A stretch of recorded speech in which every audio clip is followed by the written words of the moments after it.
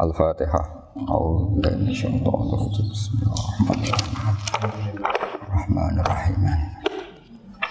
Na'budu wa nasta'inu ihdinas siratal mustaqim siratal ladzina an'amta 'alaihim ghairil maghdubi 'alaihim waladdallin. Ini ada beberapa kitab yang saya hadiahkan ke ini istilahnya PSG apa BG apa sama aja? Ya sama aja lah ini PSG, BG anaknya. Loh yang orang tuanya PSG-nya? PSG. Oh. Jadi begini ya, tadi saya rembukan sama Pak Arifin musyawarah bahwa memang yang harus hidup itu ilmu. Ad-dunya mal'unah, mal'unun ma fiha illa aliman aw muta'alliman wa mawalahu. Ada yang illa zikrawah wa mawalahu aw aliman aw muta'alliman. Jadi dunia ini semuanya terlaknat. Semuanya terlaknat. Seluruh isinya dunia ini terlaknat kecuali orang yang alim, kecuali orang yang belajar atau yang dekat-dekat situ. Nah, kenapa terlaknat? Itu ibarat kita orang Indonesia enggak tahu kalau Pak Jokowi itu presiden. Itu kan ngawur sekali. Masa orang Indonesia enggak tahu kalau Pak Jokowi presiden. Kita hidup di PSG enggak tahu kalau pendirinya misalnya Pak Kures Habib Ali. Enggak tahu kalau ustadznya Pak Arifin, Pak Wafa, itu kan ngawur sekali.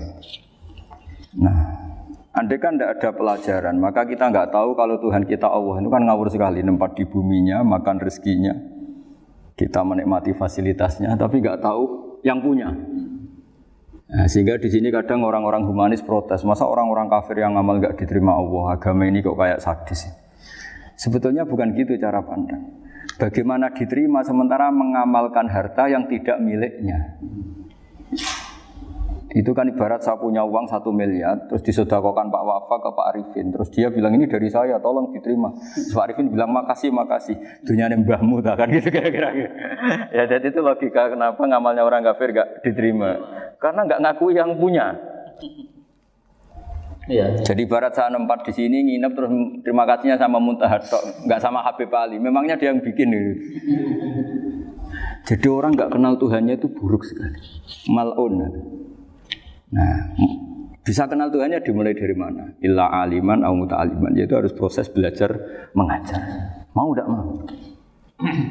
Makanya setiap ilmu, makanya saat tadi rembukan sama Pak Arifin, semuanya harus atas nama ilmu. Ibadah itu nomor 2, akhlak nomor 2, semuanya nomor 1 itu ilmu.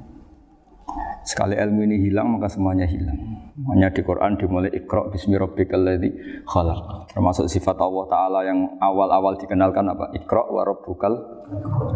Ketika Allah mensifati dirinya akram, alladzi 'allama. Orang terbaik, paling akram, paling karim, paling dermawan adalah zat sing alama, mengajarkan. Makanya kata Nabi, tidak ada sedekah sebaik kalimah yang ditemukan orang muslim, dan kalimah itu kalimah bijak kemudian diajarkan ke muslim yang lain. Itu disebut afdhalus sedekah. Karena ini mengawal Islam. Jadi saya alhamdulillah semenjak kenal jenengan semua, entah berapa kitab saya selalu bawa ke sini supaya hubungan kita ini bil ilmi. Ya, karena hari Syajaratul Ma'arif beberapa kali sudah saya baca, ini tak ijazahi kitab Bajuri ya, sarahnya Fathul Qorib. Ini dikarang oleh Rektor Al-Azhar di eranya, termasuk Syekhul Azhar, Imam Bajuri, Pak Imam Bajuri. Di sini saya ingin terangkan kitab Dzabaih tentang, ya didengerin saja kalau nggak bawa kitab ini, yang takrib sama sarah, supaya sampean tahu kenapa harus ada sarah. Ya, saya ulang lagi, kenapa harus ada apa? Sarah. Sarah itu penjelas. Karena kelemahnya matan apapun sempurnanya, seorang lagi kelemahnya matan apapun sempurnanya, itu pasti ya enggak sempurna namanya manusia. Dan tidak sempurna ini menjadikan kadang salah paham. Sehingga mau tidak mau harus ada apa? Sarah. Jadi misalnya begini ya. Di matan misalnya diterangkan zaman matan. Penyembelian itu harus pakai bismillah. Kalimat harus ini harus dengan arti taruhan sah tidak sah, apa harus sebagai etika, apa harus sebagai supaya kebiasaan baik ini bertahan. Saya ulang lagi ya, misalnya Pak Arifin dawuh teng jenengan cung nyembelih pitik kudu maca bismillah. Kalau kamu memotong hewan harus baca bismillah. Kata harus itu apa artinya syarat sah? Sehingga kalau tidak baca tidak sah. Apa keharusan dalam makna etikanya harus baca bismillah. Jadi urusannya hanya apa? Etika atau afdoliyah. Atau kita tidak ingin kultur baca bismillah itu hilang. Sehingga barang tidak wajib pun kita wajibkan supaya kultur baca bismillah itu tidak hilang. Nah, Imam Syafi'i itu milih yang tidak wajib. Itu hanya urusan etika. Sehingga dhabihatul muslim meskipun enggak baca bismillah baik secara sengaja maupun lupa tetap halal ya, tetap sah, tetap halal. Tapi beberapa ulama mengatakan baca bismillah itu wajib dan menjadi syarat sah. Ya kira-kira karena pamit tadi, yang beri nyawa itu Allah, kok apa yang menghilangkan enggak pamit, sudah menghilangkan nyawanya ayam dimakan lagi. Wah itu selingkuhannya kan masih marah itu. Selingkuhannya, pacarnya, anaknya, cucunya itu kan marah itu. Tapi kalau pamit yang punya kan enggak. Coba kalau ayam cantik yang pas kamu sembelih itu lanangannya kan mangkel itu. Kalau kebetulan sudah tua kan karep-karepmu kan gitu. Jadi apa? Itu yang tahu Sarah. Saya ulang lagi yang tahu Sarah karena ini sudah jelimet. Sudah jelimet. Sehingga enggak ada kitab matan yang Indo kecuali di Sarah ini. Dulu ada kitab namanya Takrib, karangannya Abi Suja. Terus disarai kecil sekali oleh Fathul Qorib. Ya, oleh Ibnul Qasim Al-Huzi itu. Terus disarai lagi oleh Bajuri. Jadi Bajuri itu sudah sarhun ala sarhin warifin, ya, sudah sarhun ala sarhin, bukan sarhun ala matnin tapi sarhun ala sarhin. Nah, kenapa memang kita butuh itu? Saya ulang lagi kita butuh itu. Nah, kenapa butuh? Ya karena mau tidak mau. Saya ulang lagi mau tidak mau. Karena matan itu seperti itu. Misalnya matan cerita. Yang dikatakan menyembelih itu apa? Ya nyembelih itu ya nyembelih. Nyembelih itu memotong hewan. Terus motongnya dari mana? Kalau kamu motong hewan dari mana coba? Dari belakang atau dari depan? Dari mana? Depan misalnya.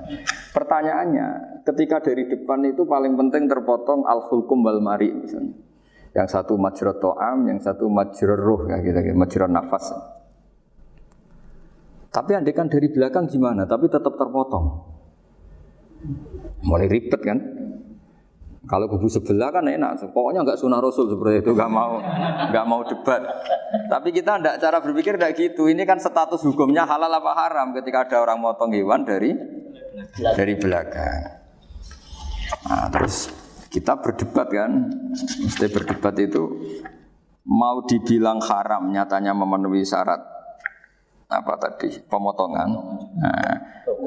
Hukumnya kena, amarinya kena. Mau dibilang halal, jangan-jangan pitiknya sudah pingsan, sudah mati karena dogrok-dogrok dari belakang. Nah, itu terus ulama debat, kan mungkin juga. Ya kan, pitiknya sudah setengah kena corona, pingsan terus. Ya kan, sudah pingsan terus digorok. Nah seperti ini mau tidak mau kita harus detail. Detail artinya yang dikatakan menyembelih itu apa? Ya nanti tak bacakan tapi kita di Bajuria sekaligus ijazah untuk jenengan semua.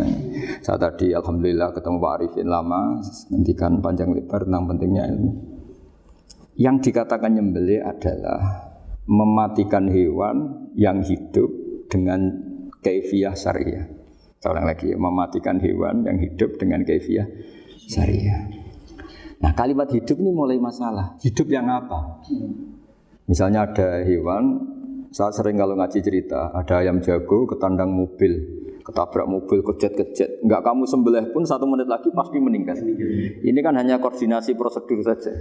Karena prosedur ayam mati harus kejet-kejet, enggak boleh enggak langsung peletes mati, enggak boleh.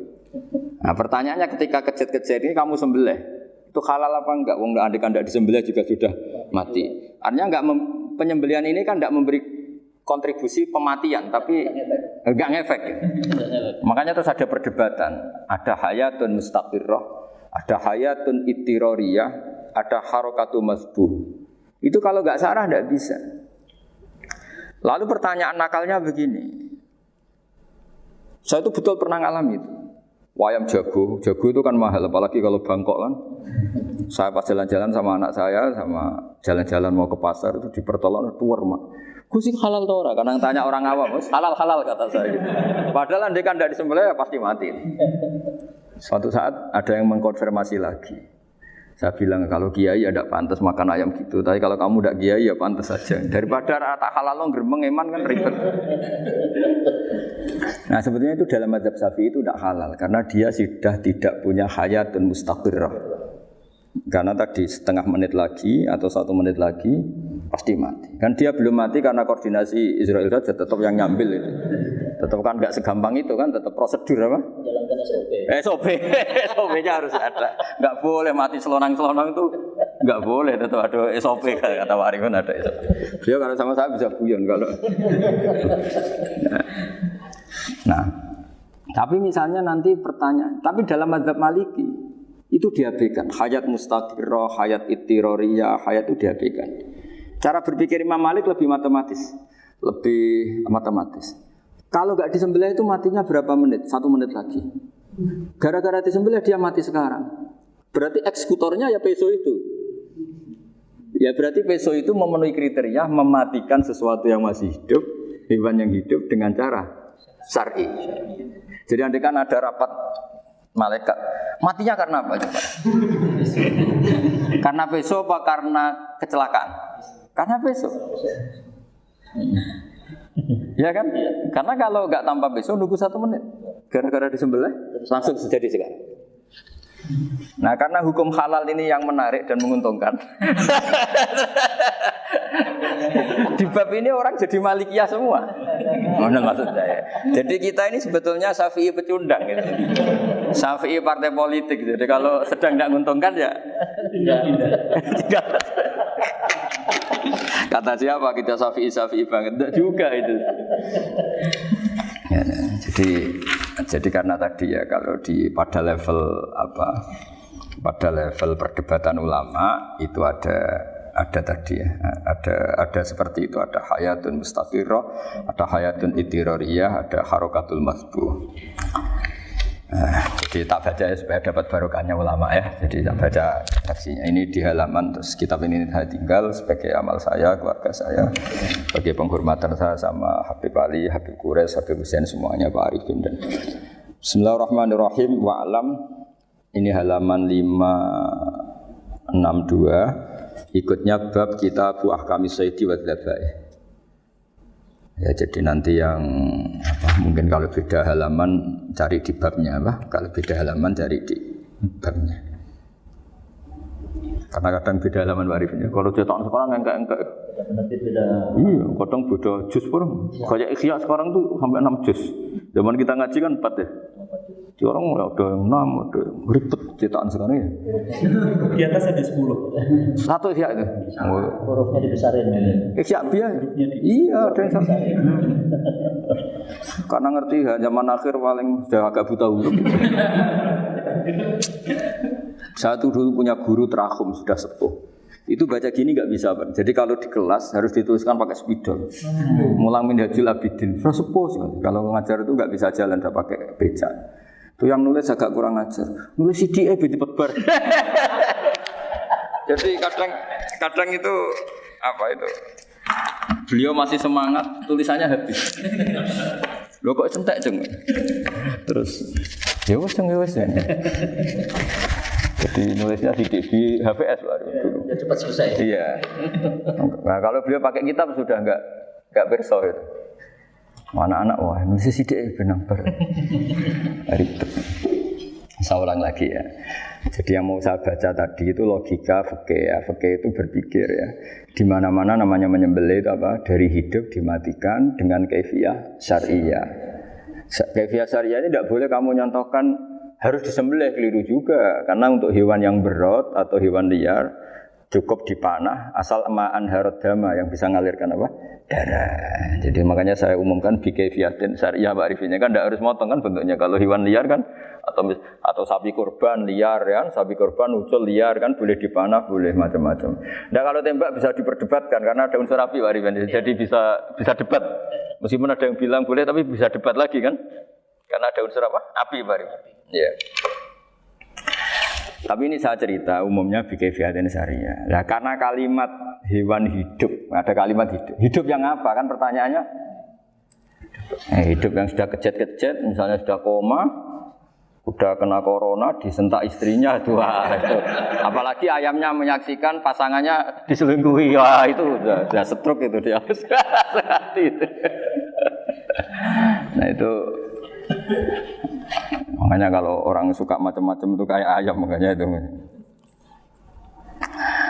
Saya baca ya. Bismillahirrahmanirrahim. Wa'lam annahu yujadu fi ibaratihim hayatun mustaqirrah, hayatun mustamirrah, harakatu madbuh. Wa yuqalu aisyu madbuhin. Wal farqu bainaha annal hayata al mustaqirrah yakunu ma'a ibsarun bi ikhtiyarin wa nutqun bi ikhtiyarin wa harakatun ikhtiyariyah. Wal hayat al mustamirrah hiya allati tastamiru ila khurujir ruh minal jasad. Wa harakatul masbuh hiya allati la yabqa ma'a ibsarun bi ikhtiyarin wa la nutqun bi ikhtiyarin wa la harakatu ikhtiyariyah. Bal yakun ma'a ibsar wa nutqun wa harakatun ittirariyah ini. Wa ba'duhum farraqa bainahuma. Sampai saat terus ini. Jadi ini perbedaan-perbedaan pandangan ulama. Nah, Imam Malik itu mengabaikan semua istilah itu. Sing penting pas mbok sembelih iku kecelok urip, cara wong Jawa iku kecelok urip. Cek hayat mustaqirrah, cek ittirariyah, cek harakatu madbuh, pokoknya kecelok urip. Ini kecelok urip bisa dibilang masih hidup.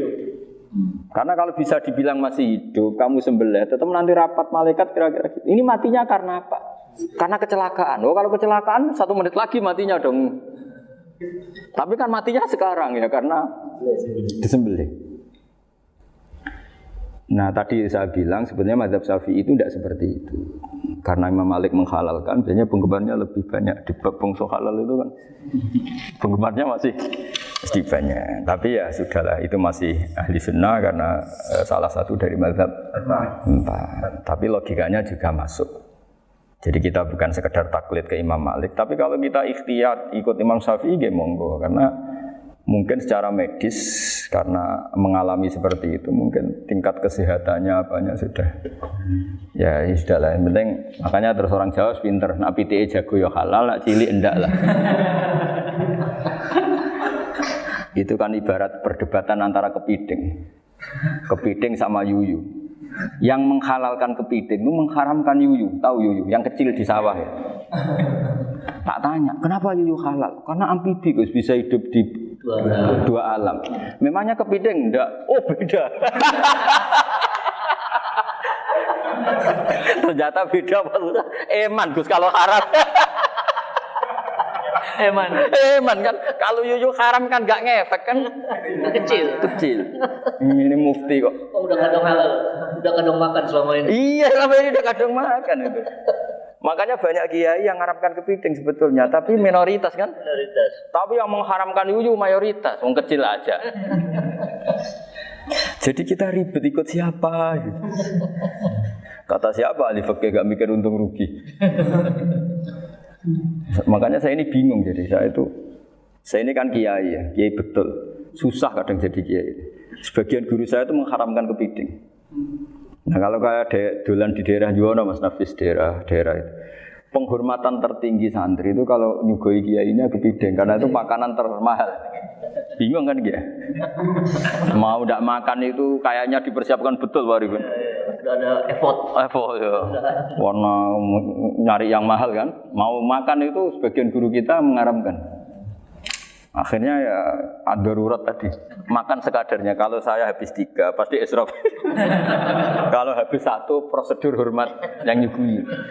Itu susahnya jadi kiai. Kalau kamu kan tidak kiai, mumpung gratis. Enaknya gak jadi kiai kan itu Mas. Pertimbangannya mumpung gratis. Sudah gitu masih mun dibutuh mawon, mangke dibutuh mawon. Oh, digawa tenan. Tapi sebetulnya ada sisi naif dari yang bilang halal tadi. Ketika yang bilang halal, naif itu versinya, tapi ya nggak apa-apa, semoga dimaafkan Allah.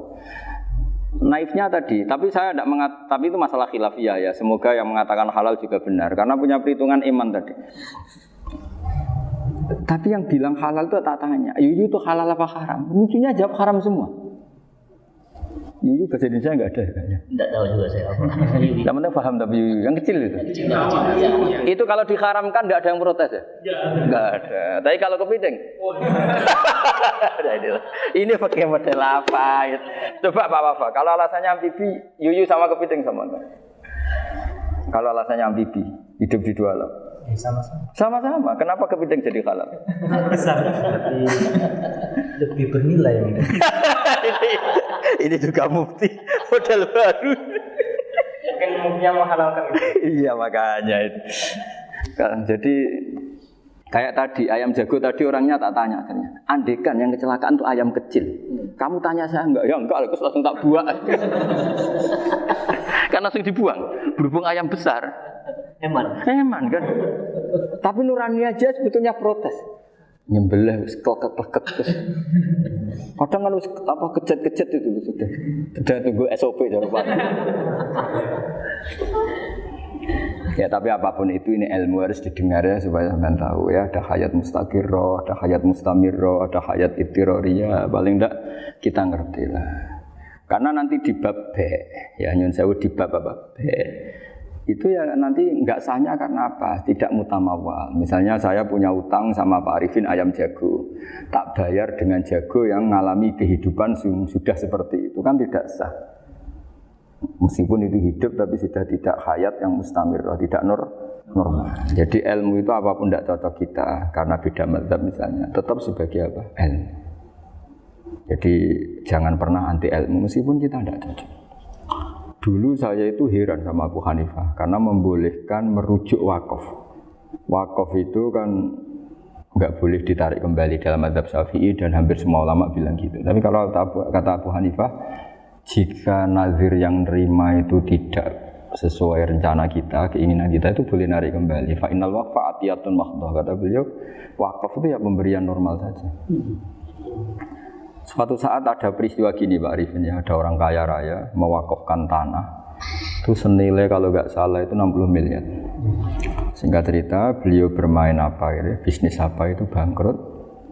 Kemudian itu belum disertifikatkan wakaf. Kemudian nggak ada yang disawang coro Jawa, nggak ada yang dilihat terus mau dibeli sama nyuwun sewu sampai yang mau beli yang mampu itu non muslim. Singkat cerita ada orang kaya muslim yang mau beli itu tapi ada problem karena itu wakaf. Tapi kalau nggak dibeli itu malah dibeli non muslim. Tanya saya, akhirnya saya jawab nggak apa-apa dibeli saja. Ikuti mazhab Abu Hanifah. Karena kalau mazhab Syafi'i itu nggak sah semua pembeliannya. Tapi apa artinya mazhab kalau kita berpikir nggak sah tapi yang jual melakukan? Nah itu yang nggak dipikirkan oleh orang-orang fikih yang di Menara Gading. Apa gunanya kita bilang nggak sah, tapi yang punya tanah tadi tetap menjual. Karena tidak mengindahkan hukum itu, mau apa? Makanya saya bilang, bagi nentang Gus itu nggak ada kaulnya dalam mazhab Syafi'i. Saya bilang, kamu mengharamkan itu tidak ada gunanya, karena itu tetap dilakukan. Jadi kita pertimbangannya tidak itu, daripada dikuasai situ, mendingan kita. Betul. Nah itu sisi-sisi fikih. Makanya ini kita ngaji fikih, tidak segampang itu memberi fatwa karena pertimbangannya banyak, Pak. Tidak hitam putih. Tidak hitam putih gitu maksud saya ini cerita. Jadi nanti kamu ngerti. Jadi mau apa coba? Itu kan ibarat gini. Hukumnya kita ngajar perempuan itu masalah sebetulnya secara karena itu ajnabiyah. Tapi fakta mentoleransi li ajli ta'lim karena untuk belajar enggak apa-apa. Kalau sudah jadi fakta itu ribet. Dia maunya belajar sama kamu dan sekali kamu tidak mau belajar ke yang lain yang potensi menyesatkan. Jadi fakihnya bukan masalah nazar lagi, sudah penyelamatan. Ribet kan kalau sudah begitu. Saya punya kenangan yang menurut saya itu harus jadi trauma. Siapapun harus jadi trauma. Ini cerita sedikit. Ini masih ngaji fikih pertimbangan. Ada orang itu sangat khusyuk, Pak. Sangat khusyuknya di rumahnya Pak Wafa itu nggak ada TV, nggak ada motor, nggak ada apa saja. Ketika anaknya berkembang agak dewasa, itu pertama naik motor itu ya utang jasa sama kawan-kawannya. Pertama dia ngelihat nikmati TV ya dari kawan-kawannya. Corong Jawa, mbek tanggane lah. Padahal orang tuanya ini protektif justru karena banyak tanggane sing nggak pati Islami lah. Ya mereka orang Islam tapi ya nggak sholat, nggak apa. Singkat cerita orang tuanya ini datang ke rumah sana nangis. Nangis Gus, sekarang saya ikrar bahwa mazhab Abah jenengan Kiai Nur Salim, mazhab bapak saya itu, mazhab jenengan itu lebih hebat timbang mazhab kula. Nangis deh. Dulu saya itu agak menyalahkan Kiai Nur Salim jenengan karena longgar di rumah ada TV, ada motor. Terus dia cerita. Nah karena anaknya ini pertama bisa naik motor, untuk anak ABG ini kan jasa yang luar biasa. Karena dia butuh sekali bisa naik motor, dipinjemin. Akhirnya walhasil anaknya ini yang saya merantau ke Jakarta kemana? Akhirnya lam yusolli wa lam yasum. Padahal anaknya ya kiai kamu. Terus tak ceritanya. Terus akhirnya dia tanya, kenapa sih Gus jenengan sama Abah kok longgar gitu sama anak? Terus tak ceritanya gini Pak Arifin. Menurut ilmu al-insan abdul ihsan, manusia itu budaknya kebaikan. Karena utang jasanya sama anak ini, ya dia akan ainut anak ini. Sementara kenangannya mbek jenengan mbok amui. Enggak boleh. Dia baru ngakui ya Gus saya itu nyun sewu hanya khusyuk tapi kurang ilmu. Tadi dia hanya berdasar khusyuk. Bocah kok main delok TV kan pikirannya hanya gitu. Ini cerita ilmu, saya bukan menjustifikasi mana pun, ini kan cerita ilmu Pak Arifin ya. Jadi semuanya itu ada hitung-hitungannya. Coba kalau kita terlalu stakung be anak pertama naik motor jasanya orang nggak sholat ya, pertama roh TV jasanya orang nggak sholat. Coba terikatnya anak ini sama kita apa sama orang itu? Sama orang itu. Bayangkan kalau umur ABG, kalau umur tak pari pun Pak Wafa ini nafsu astagfirullah kan. Gue cok tua nome ya orang. Gaya tok, bareng tua udah khusus gue gaya tok. Aslinya namanya bodoh. Ya saya sama semua. Cuma saya akan lebih jujur dari biasa. Jadi orang itu harus ngitung gitu. Itu kenapa Mbah Mun tuh kiai alim alama. Setahu saya dalamnya ada TV. Putra-putra ini lihat TV. Meskipun kita tidak mungkiri negatifnya TV, kita nggak mungkiri Pak Arifin ya. Tapi tadi ketika anak-anak ABG itu pertama lihat TV jasanya tombol. Kalau kebetulan tanggane wong soleh nggak masalah ya. Kalau enggak, itu nangis ke rumah saya itu. Nyesel dia. Tapi saya bilang gini, ini jenengan tiang soleh, mesti anak jenengan suatu saat kembali. Coba pola jenengan harus rubah. Ini hebatnya Nabi. Ketika Sayyidah Aisyah masih kecil, minta diperlihatkan Liqbul Habasyah. Itu ya diturutin kan masyhur itu. Kayak apa Nabi? Karena kalau nggak diturutin, pasti Sayyidah Aisyah akan ngidolakan mainan yang lain yang di luaran sana malah. Itu karena Nabi punya kearifan tadi.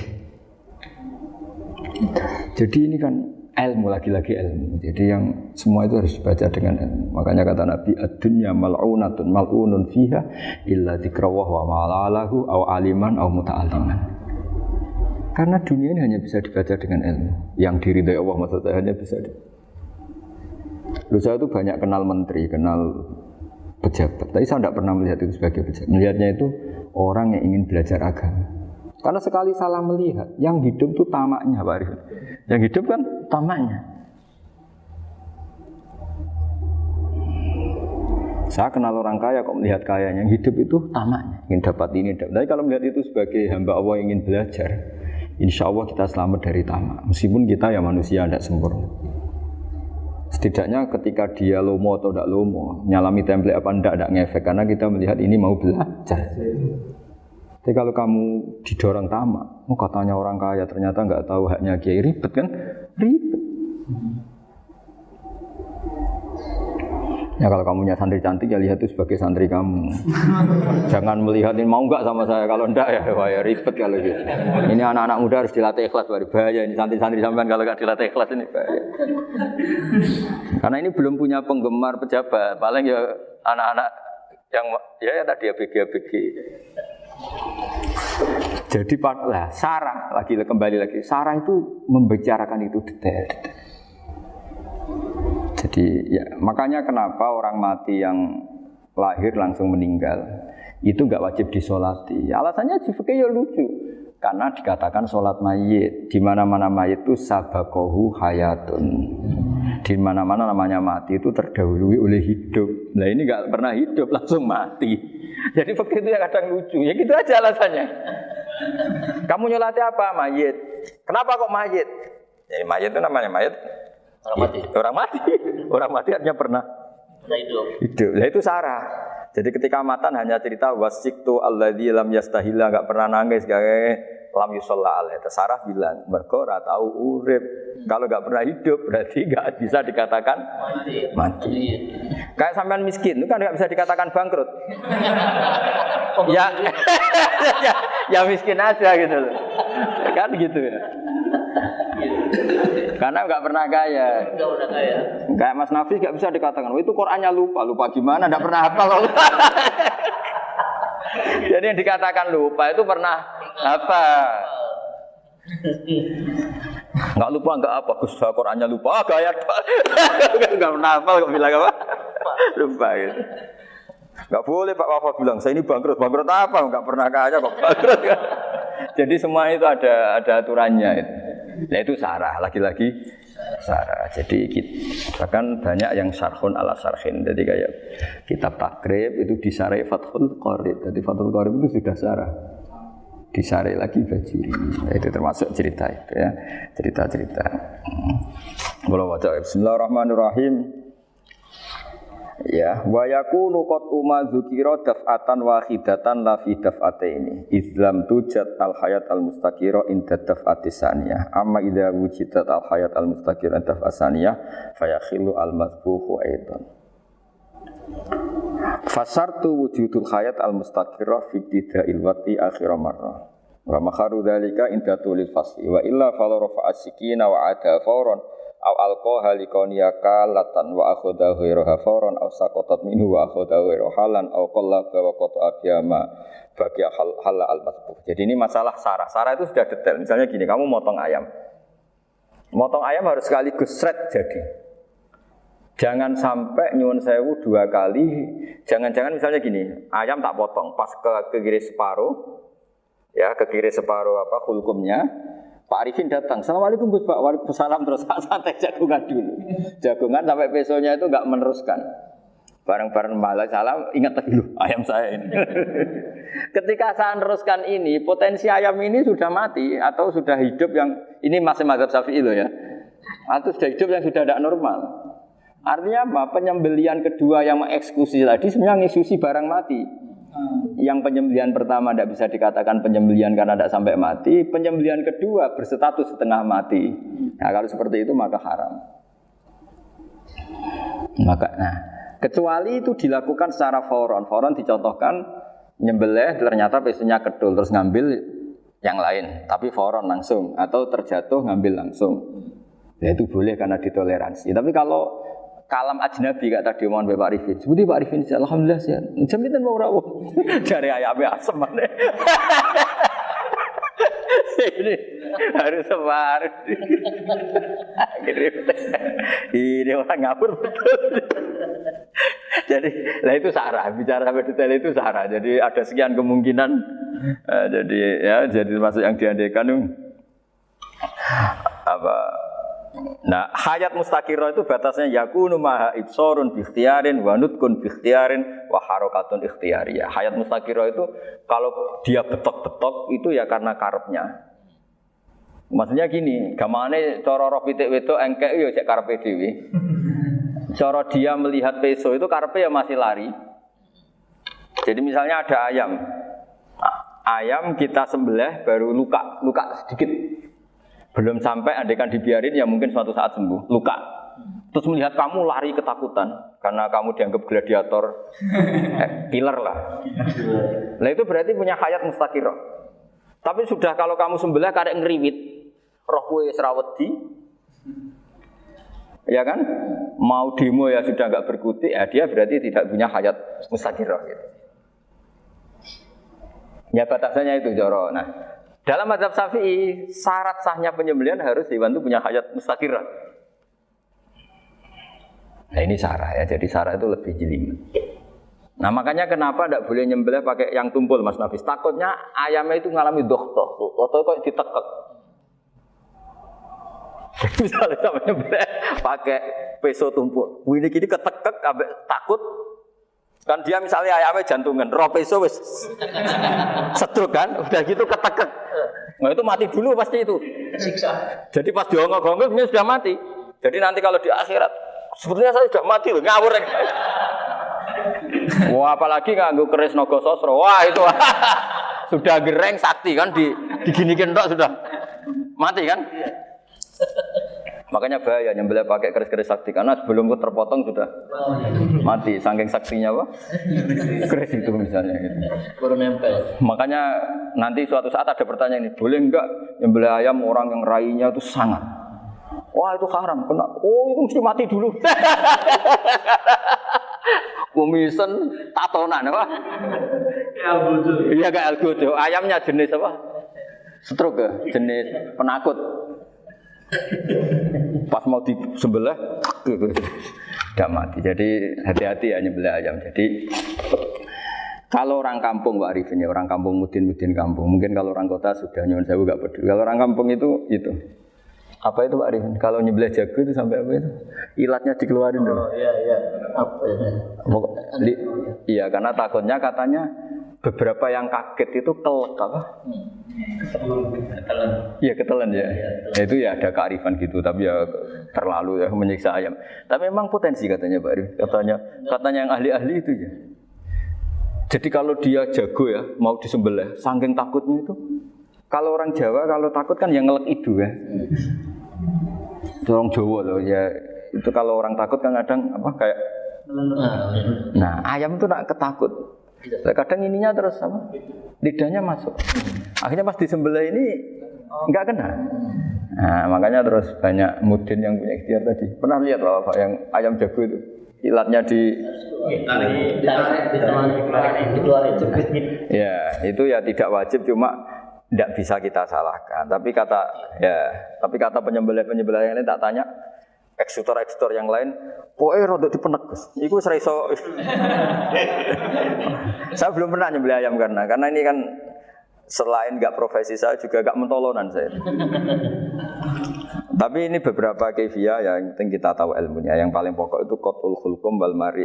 Ya kira-kira dalan sing digo nafas sama digo makanan tadi. Ya tapi itu tadi caranya semua itu harus mengalami atau masih punya hayatun mustaqirah. Nah, takutnya dalam konteks nyembelih yang apa tadi? Saya bilang separuh tadi. Itu jamnya normal enggak itu sudah jam 11 ini? Jam 10. Cepetan dikit. Oh, jam mati almarhum itu. Itu enggak halal disembelih itu sudah maitah ya. 13, 10, 14 kan. Iya. Ya makanya saya bingung ya jawab.